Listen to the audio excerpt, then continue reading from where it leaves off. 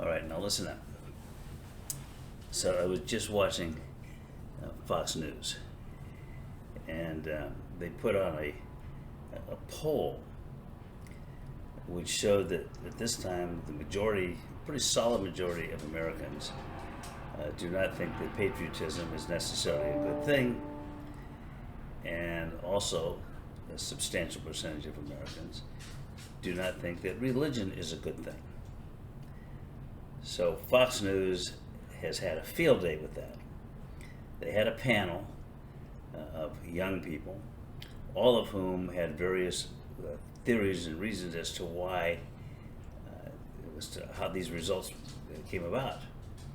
And most of them had to do with, well, look at how terribly the schools are because they're teaching kids, and including college students, that there are things wrong with America, and basically, my words, teaching people how to question and think for themselves. To Fox, this was a horrible thing. Now, I think it's a good thing. And the reason is because I have been watching these Republicans, I'm going to use that as a sort of a generic term, and particularly the maggot brand. There were maggots before before Donald Trump invented the maggot movement. And that they have constantly used patriotism and religion as clubs against those with whom they disagree. The Democrats never really got on board with either one of those. Jimmy Carter was, religious, but he never used it as a club. And most Democrats are, when you go to a Democratic meeting or whatever, they'll start with the Pledge of Allegiance and they'll put their hands over their hearts and everything, just like Republicans. But Republicans have traditionally, particularly patriotism is concerned, used that to question the patriotism and therefore the validity of anybody, particularly on the political side, with whom they disagree. Now, my father, and I talk from time to time about my dad because he was an outstanding lawyer, athlete, war hero. He was my role model, and he was my teacher, as was my mother, who also was in the Red Cross in World War II in combat theater, and she was a professor of French and Spanish at the college level. And so I learned a lot from both of my parents. But Dad in particular, because he was a true patriot, always denigrated the flag wavers, he used to call it, particularly during the Vietnam War, where the flag wavers loved to go around and say that anybody who did not support that war effort was unpatriotic and therefore somehow deficient as an American. So I look at these people, and I've seen the Republicans doing this my whole life. Waving the flag, talking about how patriotic they are, playing patriotic music. But as my dad always said, a true patriot doesn't talk about his patriotism. My dad never bragged about his war record.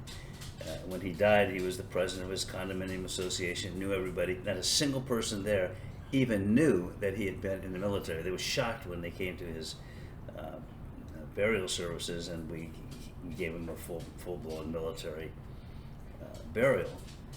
And they were shocked. So one of them said, "I had no idea your dad was ever even in the military." And here my dad was the Judge Advocate General of the Air Force Communications Service. He was next in line behind the Judge Advocate General of the Air Force. And then he stayed on. He retired as a full colonel, stayed on as a civilian equivalent of a brigadier general. And he won the Legion of Merit, all kinds of commendations and citations and lots of things.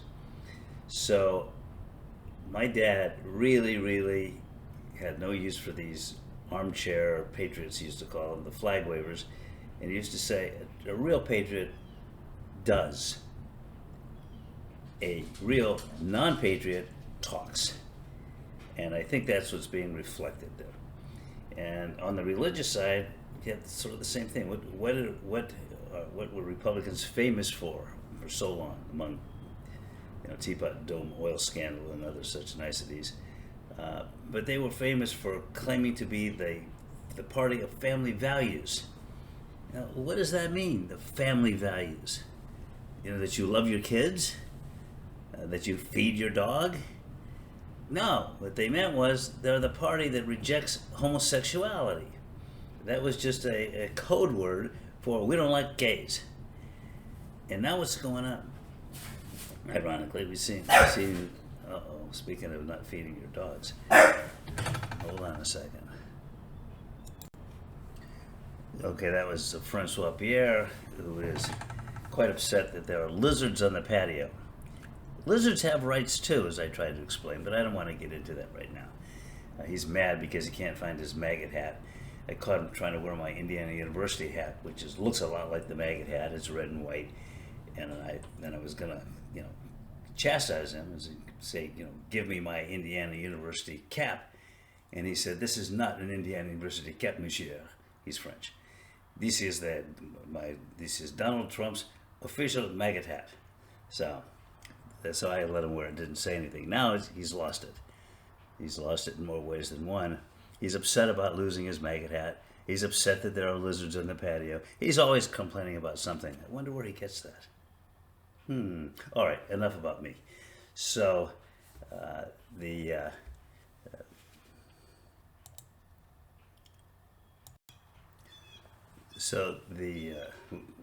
talking about was this gay issue that Republicans always come back to. And the reason they come back to it is because it is a major issue today, as it was in the past, with the conservative Christian preachers throughout the South. And attacking gays and being against abortion were key planks in Richard Nixon's Southern strategy to take the South away from the Democrats by appealing to these cultural issues, and he succeeded, and every Republican candidate thereafter has done the same thing. The one who probably did it most efficiently was Ronald Reagan, who was really against abortion, except for when he was governor of California, when he signed the constitutional amendment, still in effect, that makes abortion a constitutional right. For some reason, that never came up when he was president or running for president. The press never asked him about that. I kept waiting. Was somebody going to ask this guy about why he signed an abortion rights amendment to the Constitution and now is so vehemently against it? I think we call that flip-flopping. But be that as it may. So what are they doing now? How are they attacking gays and family values, since they can't do it directly because the vast majority of the people in this country are sympathetic to the gays and support them?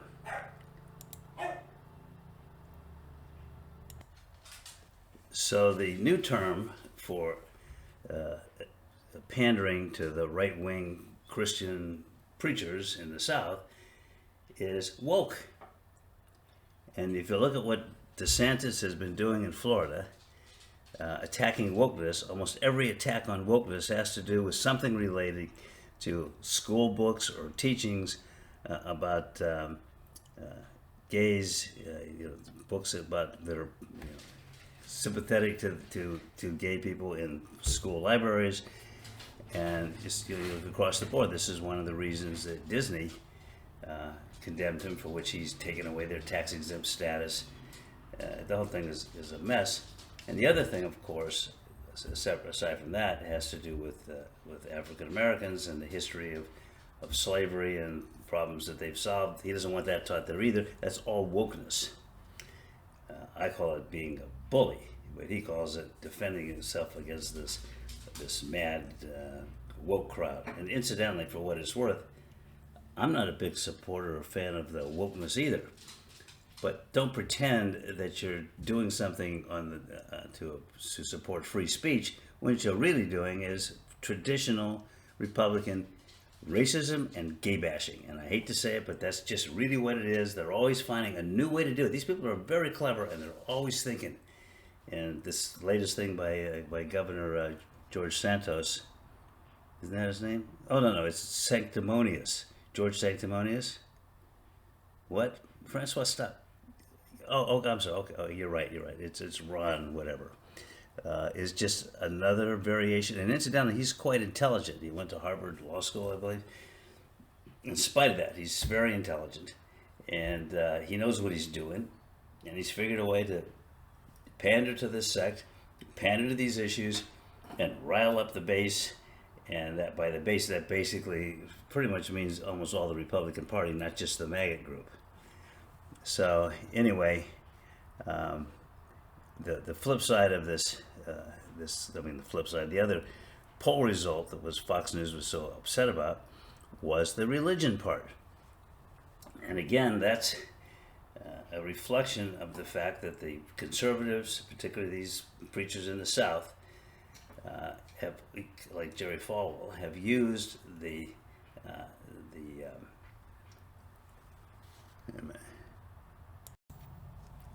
have used religion as a cudgel to go after any of those people that they don't like and support, particularly people who are liberal as it relates to gays, as it relates to abortion.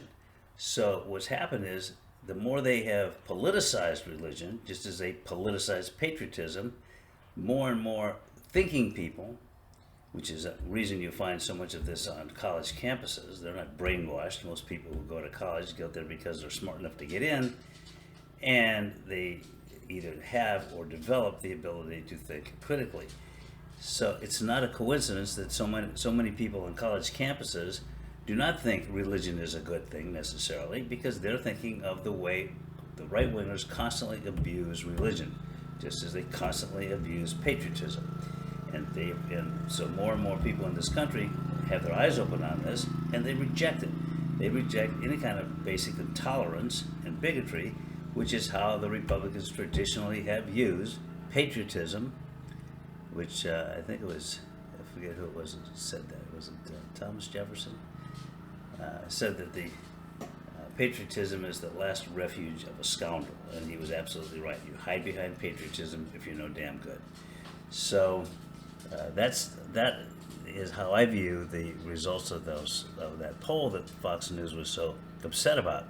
I think it was a good thing, and of course Fox News and these panels that they put out there were all of the view that this poll was outrageous, and it shows that our country is going to the dogs and it's a mess. And look at that! How come these people don't respect religion, and how come they don't respect patriotism, which I call armchair patriotism, not real patriotism.